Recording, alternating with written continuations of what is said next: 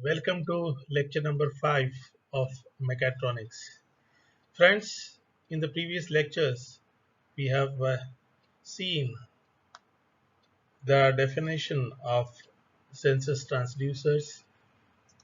We have identified the performance characteristics of various sensors transducers.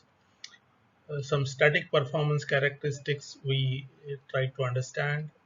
Some dynamic performance characteristics we tried to understand. As we discussed in the previous lectures also, while designing any mechatronic system, it becomes very important to know and to define our requirement of the sensing element or the transducing element. And from that point of view, after defining the requirement of a transducer element or a sensor element for my particular application, we need to understand what are the range requirements, what are the sensitivity requirements, what are the accuracy requirements, what are the repeatability requirements, what is the speed of response that is expected. So after knowing all these requirements or specifications of my transducer element, then only I'll be able to design appropriate mechatronic device. Because if you're talking about a robotic arm which is carrying out a critical application of carrying out a surgery, when the actuator is supposed to go to a desired position, unless and until I get proper feedback about the positional requirements from the transducers, that feedback is given by the transducer element, so to say, or sensor transducer element, so to say. Unless and until I get that feedback properly, the controller will not be able to generate appropriate actuating signal, so that the positional accuracy will not be able to obtain. So for almost all the applications, we require appropriate selection of transducer elements. Let us try to understand few of the transducer elements. We'll be starting off with position sensors. First of all, in position sensors, we'll be studying the working principle of potentiometer. We'll also see in what applications these potentiometers are used.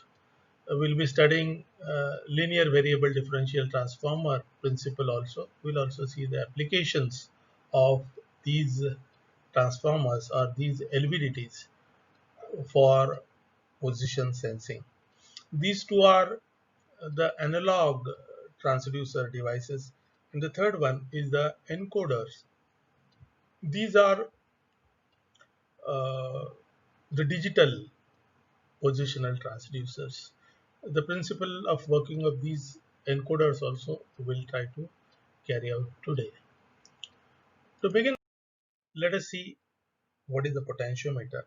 We have already come across potentiometer. We know dimmer stat is also a sort of potentiometer, a small knob type potentiometers we must have seen.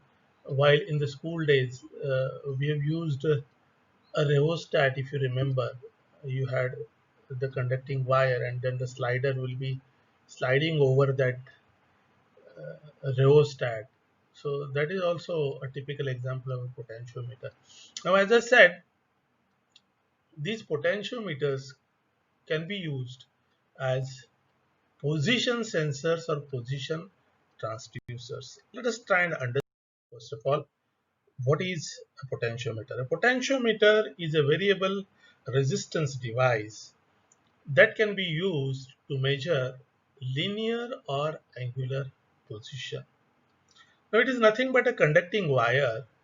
If I am talking about a linear variable resistance device, it's a conducting wire having some inherent resistance value. As you can see on this slide, we have 10K resistance, 30K resistance, 50K resistance, 70K, and so on and so forth. So the slider will be sliding over this resistance wire, and this arm would be connected to our device whose positional signal I want to take it as a feedback.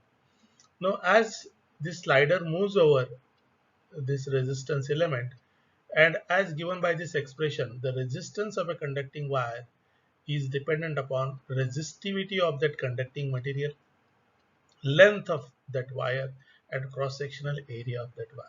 Now, resistivity of this resistance material, conducting resistance material, resistive material, is a material property.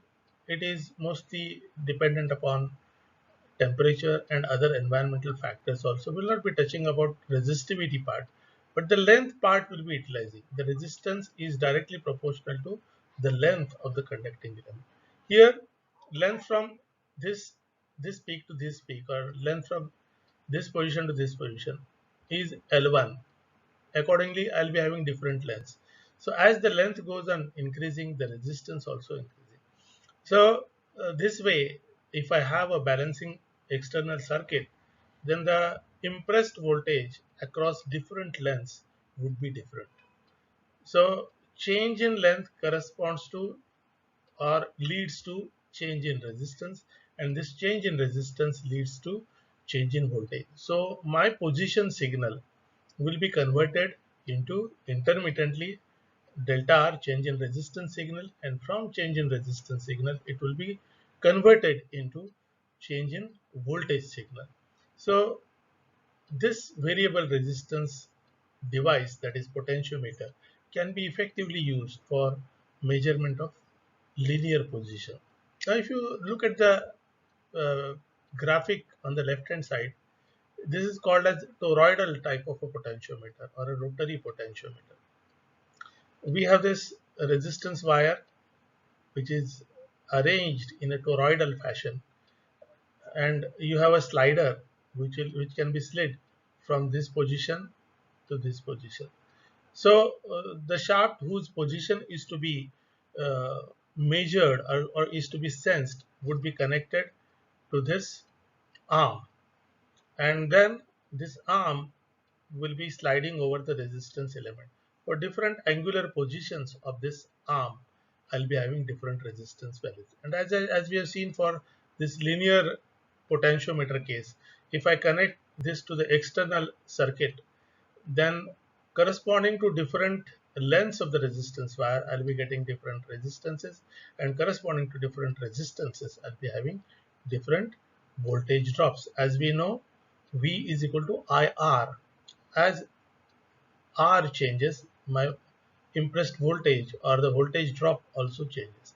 So here the angular position would be converted into equivalent voltage. Now through voltage division, the change in resistance can be used to create out an output voltage that is directly proportional to the input displacement. That displacement could be a linear displacement, and that displacement could be angular displacement. So this rotary or linear potentiometer can be effectively used as a position sensing transducer. The construction part of it, this is the external appearance of a potentiometer. This is very familiar when you visit the electronics department lab. You'll find that you'll be having three terminals. One terminal corresponds to the slider, which is sliding over this carbon track or the resistance element. Then I have a central shaft, and then I have a wiper which is sliding over this resistance element. I can rotate this knob and get different resistances, and at the output terminals I'll be having different voltages. This is a free preset type of potentiometer which is used for fine tuning, uh, and it is compact as well, and it is also called as a precision uh, potentiometer as well. The same rotary potentiometer can be used for linear motion sensing as well. See the arrangement? You have a rotary element, resistance element over here. This will be connected to a drum, and you have a coil spring which is used for retracting motion of the knob. Now, over this drum, this wire is bound or the cable is bound, and this end of the cable is connected through a string. A cable or string is connected to the device whose motion is to be measured, direction of linear motion. When this is pulled, you have rotation of the drum. when this drum rotates, you have the slider that is sliding over the resistance element. Depending on the length that is covered or uncovered, I have different resistance values, and corresponding to different resistance values, I'll be having different uh, voltage drops. So this linear motion is converted into appropriate voltage signal application. Let us move to the other position sensor transducer, LVDT. Those who have completed diploma must have studied it in your measurement subject as well. Here we'll be looking at these devices as the sensor transducer elements. We are talking about the position sensors, position sensor transducers. Now we have seen potentiometer as a position sensor transducer.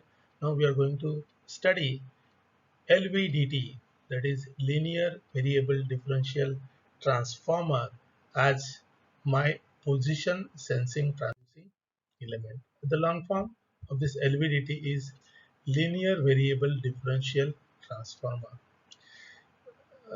Every word has a meaning. Linear variable means I have got Cartesian motions or linear motion, and then I have a differential. It has got a meaning. I'll tell you as we get into the detailed discussion.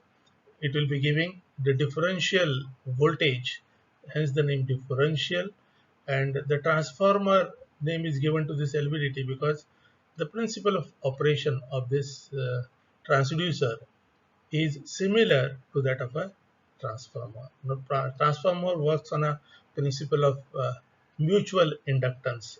How, that we'll see slowly. Now, LVDT is a transducer for measuring linear displacement. It must be excited by an AC signal to induce AC response on secondary. The core position can be determined by measuring secondary response. As you can see, commercially available LVDTs will be looking like this. I have got the LVDTs for different positional requirements. Maybe 30 centimeter positional requirement, 100 centimeter positional requirements, maybe 150, 200, 200 uh, millimeter positional requirement. Accordingly, these will be varying. So I'll be having different configurations of my LVDTs. These are the pictures of the commercially available LVDTs. We'll see operation first of all. Uh, as you can see here, I have a primary winding. I have two secondary windings. I have a primary winding. I have two secondary windings. The primary winding is provided with the supply voltage, AC supply voltage. And I have got a ferromagnetic core which is moving forward and backwards. As we have seen in the previous slide, this commercial LVDT, it has that core that is protruding out. It can move forward or it can move back. And inside that I have got these windings. As you can see in this picture, I have got two windings, one primary and two secondary windings, and the core can move in and out, right? So as we discussed, it works on a transformer principle. Now, what is this transformer principle? As I said, a transformer works on principle of mutual inductance. That means the secondary windings are not provided with external supply. It will be developing a voltage based on induced voltage from this primary winding. Now, primary winding, as it is supplied with AC supply voltage, it will be setting up its own magnetic field, and as the core is a ferromagnetic material, these magnetic lines of flux will be interacting with this core, and the magnetism or magnetic flux lines will be induced in this core also. Now, as this core is moving, these magnetic lines of flux will be interacting with these secondary windings, right? And the inductance or the magnetic field that is set up by primary winding, first it will be impressed upon the core, and from the core it will be transferred to secondary 1 and secondary 2 windings.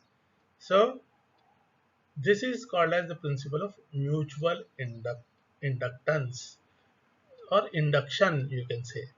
The magnetic field first is generated from the primary coil into the core, from core to the secondary winding 1 and secondary winding 2. So on the output secondary winding side, I'll be getting impressed voltage as the output, and that impressed voltage will be dependent upon the position of this core. As the core position changes, the impressed voltage on secondary 1 and secondary 2 will also change. Now coming to the word differential, as you can see in the figure, I have shown it. The secondary first winding will be connected to the secondary 2 winding in a different fashion. As you can see, blue lines, as you can see, it is not wound like this. It is not wound directly as series winding. What has happened? It is wound like this, meaning that the impressed voltage on secondary 1 and the impressed voltage on secondary 2, these are in phase opposition with each other. Whatever voltage is induced in secondary 1 and whatever voltage that is induced on secondary 2 will be in phase opposition with each other. If you look at these waveforms, this primary excitation voltage will be having a sine waveform like this. It has got peaks and crest, peaks and crest, crest or valleys, crest and valleys, crest and valleys. This is a fixed primary excitation that is given. Now in secondary one, as in secondary one, this secondary one is in phase agreement with the primary voltage. That's why what you can see is, just focus on the secondary one winding here. The peak of supply voltage, primary voltage, and the peak of secondary one winding are in phase agreement, isn't it? The valley in agreement with the secondary one, peak in agreement, valley in agreement. Whereas in secondary 2, if you see the waveform, the peak of secondary 1 is in agreement, is not in the phase agreement with the secondary 2, but it is in phase opposition. When the peak of secondary 1 is occurring, the negative peak of secondary 2 is happening, isn't it? Similarly, valley of the secondary 1 and peak of secondary 2, peak of secondary 1 and value of secondary 2, value of secondary 1 and peak of secondary. So this is what is meant by uh, the windings are in phase opposition. The impressed voltage will be in phase opposition. Now what will be the net result then? This is the net result. Secondary 1 and secondary 2 are connected with each other. So as these are connected, though they are in phase opposition, the summation of these two will be in fact the subtraction of these two. Now what happens here? Just see. At when the core is at mid position, secondary one will be generating whatever voltage it is generating, the same voltage would be generated or it would be induced on secondary 2. So the net output voltage summation of these two, as these are in phase opposition, what you see, just observe here. See, net will be 0 when the core is at mid position. When the core, just observe, when the core is at mid position, the net will be 0. And when the core moves in either of the direction, you have additional net voltage signal. Now, this is what is called as differential action, as these are in phase opposition. So this is how is the working of my linear variable differential transformer. If you just look here, I have got maybe the position on x-axis, and I have the voltage impressed or induced voltage on y-axis. So as the position is towards positive x motion, let us say, I'll be having increasing voltage. When there is negative, so to say, negative motion or backward motion, I'll be having negative voltage or negatively increasing voltage, right? The polarities would be changing. So this LVDT is used for measuring position of my device, and the transduction will be in the form of uh, linear position into equivalent impressed voltage. Let us see what are the application areas. Before we go to the application areas, quickly let me remind you, there is, apart from linear variable differential transformer, we can have RVDT as well. So rotary variable differential transformer. The principle is same. So instead of the linear motion action, I'll be having angular motion action, similar to the rotary potentiometer that we studied. So we'll have RVDT working on the similar principles. Let us quickly see the applications of LVDT sensors quickly. So measurement of spool position in a wide range of servo valve applications. Now servo, the meaning of servo is position. So position control valve applications. Let us take the case of a process industry where some fluid is flowing through the pipeline and the flow is controlled through a valve wherein we have a slider, butterfly slider, which is deciding the flow rate that is taking place through the pipeline. And that slider is activated maybe through a pneumatic device or a hydraulic device. So the spool, maybe a hydraulic spool or a pneumatic spool, will be moving that butterfly flapper valve.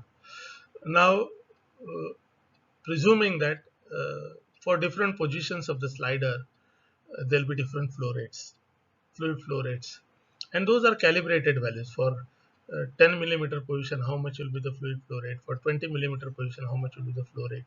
So these valves will control the flow rate.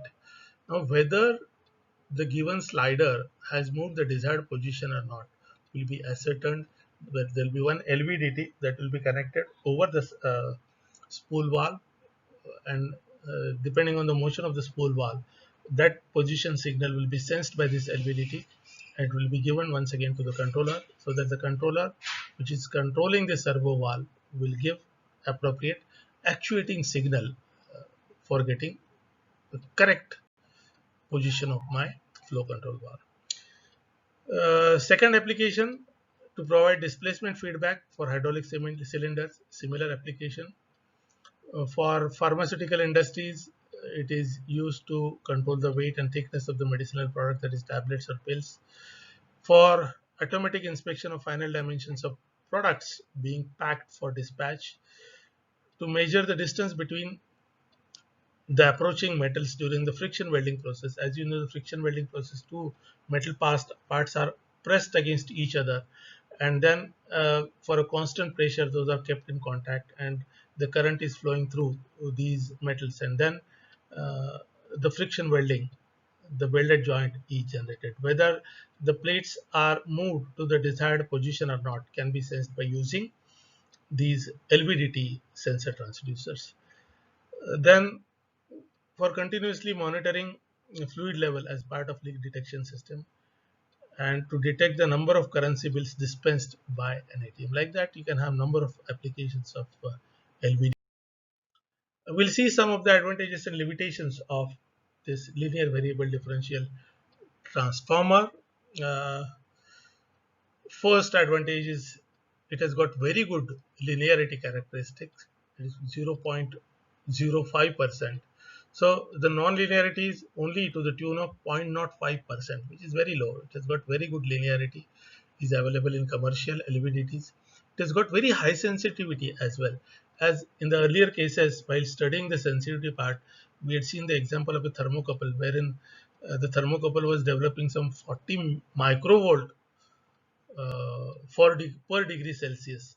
So compared to that, these position transducer LVDT is providing me 40 volt per millimeter of position change. So it's a highly sensitive device, we can say. It is giving me high voltage output corresponding to unit change in input. It's got less friction, so low hysteresis. Repeatability is excellent, so precision is good. Low power consumption. It is simple, light in weight, easy to align and maintain. These are the major advantages of LVDT. We should know these advantages and benefits so that for a position control devices, we can select whether to go in for a potentiometric position sensor or whether to go in for a LVDT sensor can be decided after knowing their specifications. So these are the major benefits. There are a few limitations as well. Relatively large displacements are required for appropriate differential output. This is a major limitation that we have, and this is one more limitation: temperature affects the performance. The winding, the primary and secondary windings are sensitive enough to temperature, so my output voltages would be affected because of temperature effects. So in hostile environments, in very hot humid environments, I might not be able to use these LVDTs.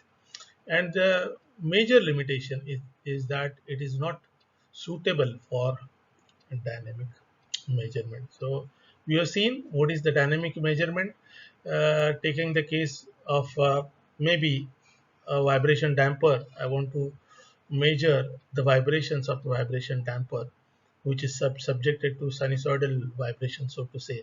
So those will be constantly changing with respect to time. So those are the dynamic vibrations. If I want to measure the position of the damper position of this dynamic vibration absorber, I might not be able to measure those dynamically varying positions by using LVDT. I need to go in for some other dynamic position sensing devices so that my observations, my readings would be meaningful. So this is a major limitation of LVDT. It's not suitable for dynamic measurement. Friends, today we shall stop. So we have seen two position sensors, sensor transducers. First is potentiometer. We have seen linear potentiometer and rotary potentiometer, and second one is LVDT. On the similar lines, you can also study RVDT, rotary variable differential transformer. We shall stop for today. In next class, we'll study the encoders. Encoders are essentially digital position measuring devices. The first two devices, those we have studied up till now, that is variable resistance type potentiometer and LVDT. Those were analog transducers. Now encoders are essentially digital transducers corresponding to positions.